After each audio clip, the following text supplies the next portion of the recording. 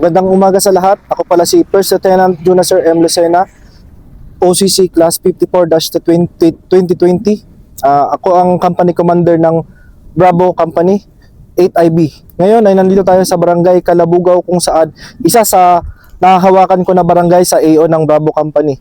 Kung nakikita nyo yung likod ko is dito yung part ng Misamis Oriental.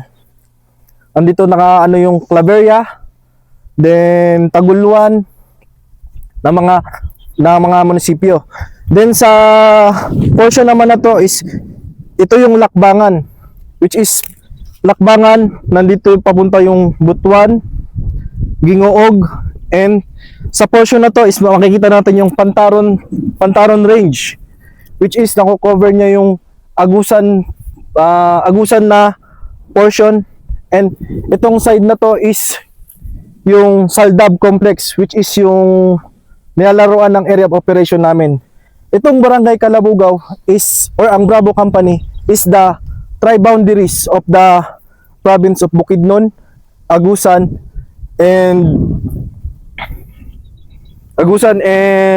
Misor.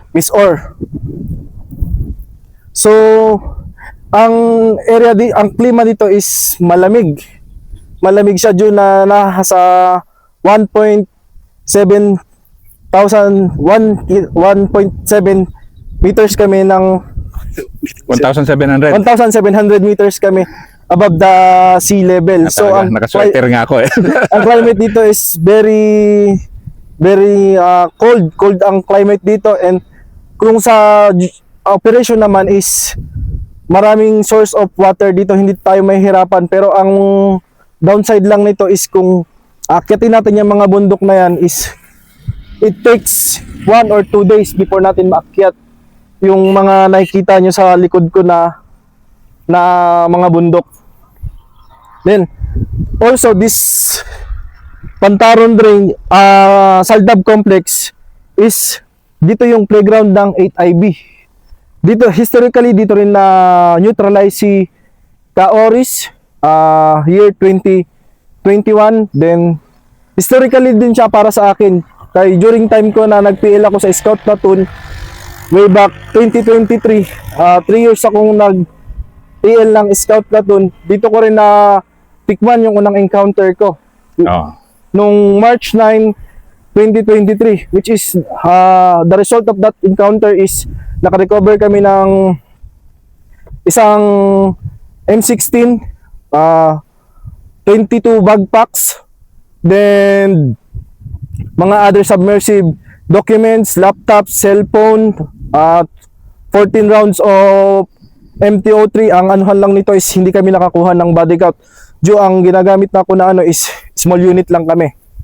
Then way back 2023 again, December 2025, I was tasked the main effort to conduct battle airfield interdiction. It's about 3 AM before nagsugod during Bispiras ng Pasko.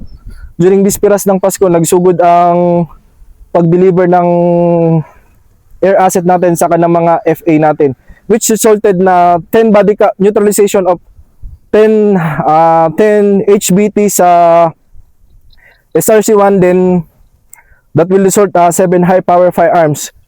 Yan, mamaya ikukwento ni Lieutenant Lucena yung kanyang war stories mamaya. So inaano lang niya ngayon ito yung kanyang mundo, yung likod niya. Kaya ito yung ibig sabihin kasi sa amin sa military, ito yung lusot-lusutan yung rebelde. Ang military kasi, yung mga rebelde kasi kadalasan sa tri-boundary sila, kasi kadalasan yung military, yung boundaries nila kasi bounded by yung provinces. So normally nga alam ng rebelde na dito sila pwedeng malaya. Yes. And dito sa area na ito, yung likod niya, yan, Esperanza na yan Agusan del Sur. Pero dito, marami sa area niya, which feature namin, marami sa area ni Lieutenant Lucena yung mga biktima, di ba? Yes, sir. Biktima. Ang dami dito ng biktima na NPA, no? Yes, sir. Actually, nung way back 2020 pababa, sir, is madalas ang ambush dito sa area, sir. Ang lugar dito, sir, is fully support sila sa mga NPA, sir. Itong area. Yes, sir, itong area na to, sir. From itong pinakatayuan natin dito, sir, is may history dito, sir, na ambush din ang Bravo Company way back 2017, sir, kung di ako nagkakamali. Dito? Yes, sir, na-ambush sila dito, sir. So dito sa site na to mismo. Yes, sir, dito, sir. Ito, Yes, sir. kurbada na to. Yes, sir. So ganito Ang itsura kasi ng mga ambush yung NPA for the information ng everybody, ganito yan, paakyat. Lalo na kung rough road to, ito yung talagang perfect ambush. Yes, sir. Actually, sir, dati ang time travel dito is moabot ng 4 to 6 hours. Ang biyahe from Calabugao to Damay, sir. Due na ang daan, sir, is hindi pa siya fully cemented, sir. Rough road na literal na putik, lapok ang daanan dito, sir. So, it happens na medyo na malapit nang maklear yung area ng Bukidnon. Kung makikita natin yung progress ng area is nagsisivalize na siya. Actually, ang Barangay Calabugao is may chance din siya na maging municipality due na bounded siya ng Agusan at ng Misamis Oriental. Kung magbabiyahe tayo papunta ng Butuan is ang travel lang natin dito is aabot lang ng less than 2 hours. Then from Gingoog is moabot lang tayo ng 1 hour and 30 to 40 minutes. Then kung mag-aagusan naman tayo is more or less 4 hours lang ang magiging biyahe natin kung dito tayo manggagaling sa Calabugao. Yun. So ang main na pinagkakakitaan ng mga tao dito is unang-una yung kung makikita nyo yung ground, yung patag na yan is yung tinatawag nilang Hagpa at Calabugao Rice. Aside from that, marami tayo ditong mga corns. Isa din sa source of income ng mga tao dito at syempre hindi magpapahuli itong abaka. Dito sa Barangay Calabugao, ang product nila dito is yung abaka. Sila po yung gumagawa ng mga sling bag na yari sa abaka.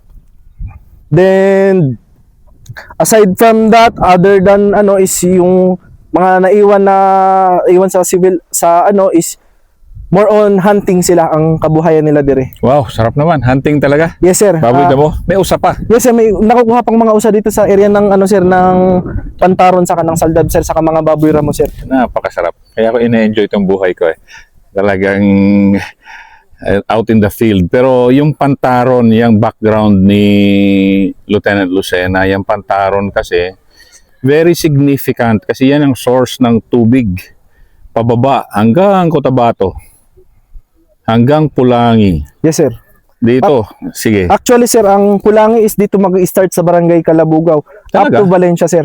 Kung makikita nyo, sir, itong portion na yan, sir, nandito yung itong portion na to, sir, dito mag-start ang Pulangi. Which is may 3 creek dyan, sir, from Saldab Complex na magkukross sila. Then, saka mabubuo yung Pulangi River, sir.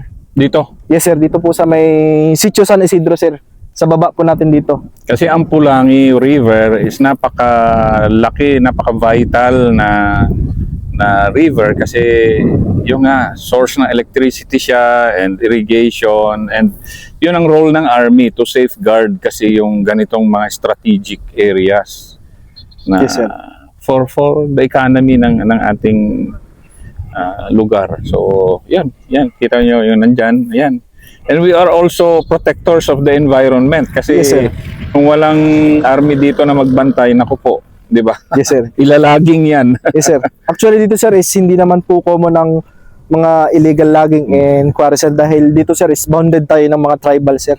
Anong importance ng mga tribal dito? Ang mga tribal, sir, dito, sir, is hindi sila basta-basta nagpapapasok sa mga area, sir. Halimbawa, sir, may pumasok dito na isang mining company dito sa portion na yan, is pwede silang masala, sir, or may magputol ng mga kahoy dyan, sir, na which is yung area na yan, sir, is area ng mga dato, sir. Dito, sir, hindi pa rin naaalis yung kultura ng mga dato, sir. Nandito pa rin yung cultural ng mga dato, sir, na-emphasize pa rin, na-empower pa rin yung kapangyarihan nila, sir. Which is kung tayo, sir, is meron tayong tinatawag na sa mga batas natin sa gobyerno, meron din pong batas na ginagamit ang mga dato dito, sir. Buhay na buhay ang kultura ng mga dato dito sa Barangay Calabugao, Ipasugong Bukidnon, sir. Gano'n ka ka-proud na naninilbihan ka bilang CEO dito? Kasarap kasi dito ba? Lamig. Yes, sir. Sir, proud ako, sir, na 2021 sir is nandito na ako sa Impasugong sir, na-adapt ko na yung kultura nila sir, and napamahal na rin ako sa mga taong nandito sir, sa mga lumad na nandito sir. Kaya kung makikita mo yung mga kabuhayan nila sir is nasa ano lang sila sir, nasa yung pang-araw-araw lang sir, lalo sa mga tao na nasa mga sitio sir. Malipayon ko sir na makapaghatag mi og tulong, na makapag-connect mi sa mga LGU, na mahatagan sila mga livelihood or mga food packs na gikan sa mga LGU nato. For example sir, kahapon is nagkaroon tayo ng interview sa isang POs nato sir, yung Ulayanon women sir. Ang Ulayanon women sir, ang background nito is fully mass based siya sir. Yung Ulayanon na yan sir, hindi natin basta-basta mapapasok yan way back 2018 below sir, or 2020 if I'm not mistaken sir. Yung Ulayanon na yan sir is safe haven ng mga armado. Kung makikita niyo sir, Saan banda yung Ulyanon?